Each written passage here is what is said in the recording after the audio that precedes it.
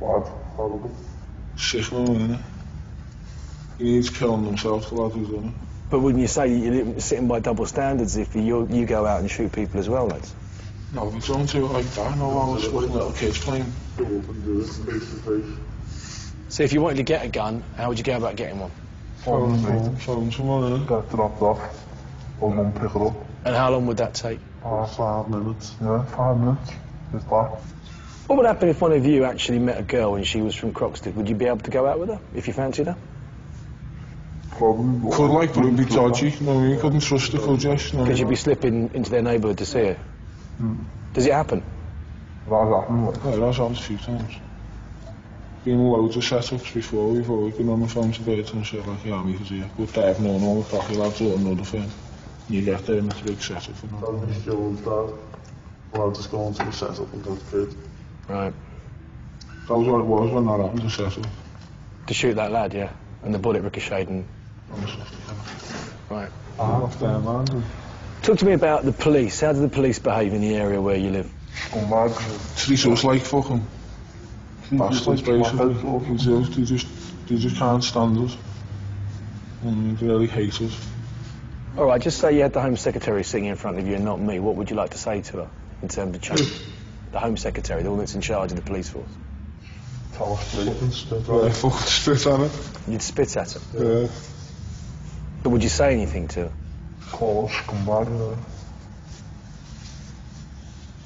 Couldn't be much more to say, you know, because they would not even listen to a word they'd have to say, would they? What about... Stop picking on the kids and make the streets better, you know what I mean? Does not make the streets better, you know what I mean? Come out and give them kids nothing but else, it makes them worse, doesn't it? When we make them make police more, do more shit to them, do more shit to anyone else. Just sends them mad, or busy, he's jumping out on them constantly.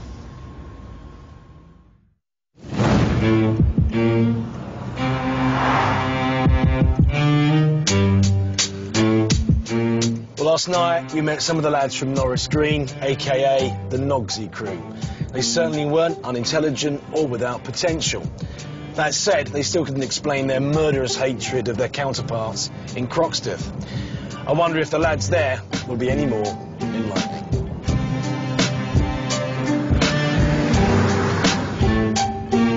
I wanted to hear what the lads from Croxteth had to say, but first I had a very different visit to make. I've come here to meet a special police unit that was designed specifically to tackle gang and gun crime. They target individuals who pose a direct threat to the public. They're called the Matrix. Between May 2007 and May 2008, there were reported 48 shootings on Merseyside. 6 were fatal. Detective Chief Superintendent Steve Morris, head of the Matrix, explained the problems his men face dealing with guns on the street. Of these 14 weapons, 7 of them are real weapons, the other 7 are imitation weapons, and I would challenge anybody in a split second to decide which is real and which is an imitation, which is intended as a child's toy and which is intended to take a life. And sometimes police officers have to make that decision within literally a split second. This one, for instance, is a replica of a Heckler & Koch weapon. And, you know, it weighs about the same as the real thing. You know, to all intents and purposes, it is the real thing. What do you think about the people that manufacture these things and put them out and sell them? I don't see the point. I do not see why anybody needs to produce an imitation or a toy weapon that looks like that is so realistic, because it does nothing but cause problems. And the same about, you know, other things here. I mean, for instance, this could look like a cowboy gun, but this actually is going to kill someone, isn't it? That is a real gun, yeah. That is a real gun. Also, there's one weapon here on this table that is responsible for 40% of all the gun crime in this town, isn't there? That's right, and that weapon is the shotgun. This is a sawn-off shotgun. The controls around shotguns aren't as strong as controls around other weapons. You've had some success removing guns from the streets, as we can see here, both real and imitation. What message would you have to people out there who are considering picking up a gun and using it in Liverpool? My message to people who think about using guns on Merseyside would be, you're not just a priority for Merseyside Police, you are the priority for Merseyside Police. The trade that came through Liverpool's docks has always been central to the city's life. Sugar and slaves, migrants from around the world, the music that influenced the Mersey beat, and latterly, guns and drugs have all come through here. As far back as the late 19th century, the tough streets around the docks were home to legendary gangs like the Cornermen.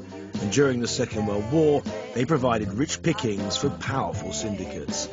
In this world where secrecy was prized, a prison language emerged, backslang.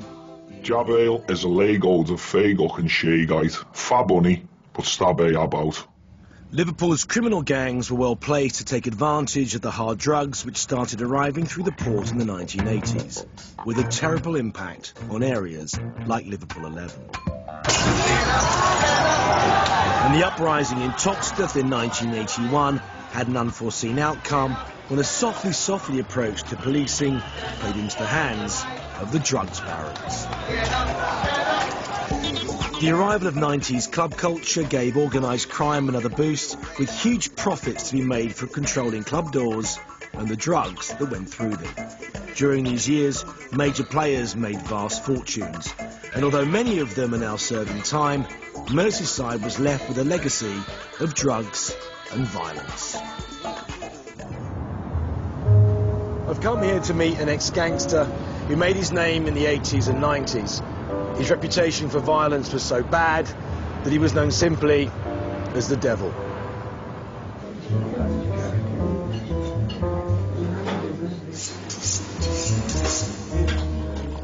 In the world of crime, taxation is the violent extraction of money and/or drugs from a drug dealer. A martial arts champion and club doorman who grew up in Toxteth, Stephen French became a master taxman. Today, he's a successful businessman and anti-gun campaigner. He began by telling me about how drugs became an issue in the city in the 1980s. An armed robbery would take place. Maybe £20,000 was stolen between 3 individuals. Those 3 individuals would make a kitty, yeah, of the £20,000, yeah, and they'd go to Holland, and for £20,000 in those times, allegedly, so I've been told, you could buy 2 kilos of cocaine. You buy those 2 kilos of cocaine and you get them into this country, yeah, they become worth £100,000. You tell me about, or give me some examples of what a taxman would do to a drug dealer to get the money. A case of a friend of mine, yeah, he actually did 15 years for this, no, he got 11 years for this offence, yeah, and he burnt the guy with an iron, right, to get the guy to give up his stash. This taxing thing, how big did it become? Money was made, Russ, money was lost. It was a frivolous time, yeah, and money was made and money was lost, and that's all I'm prepared to say about that. Were you happy with yourself at the time? It's very easy to fake loving somebody. It's not so easy. People can't fake fear, yeah?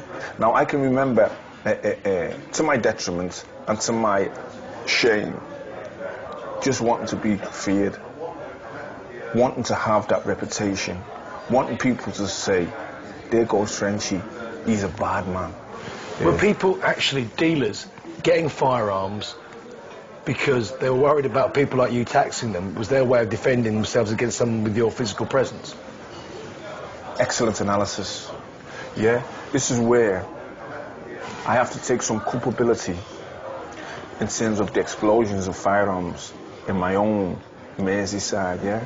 I don't take full responsibility, but the 10-stone weedy heroin dealer that's got 40 grand under his bed and thinks the devil's coming to get him, what's he gonna do?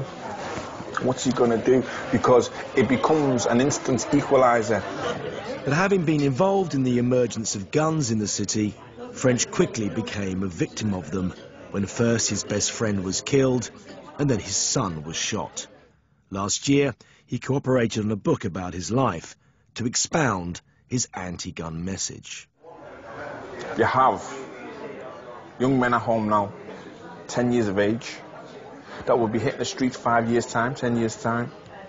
They have uncles that are doing life, brothers that have been murdered, fathers that are murderers.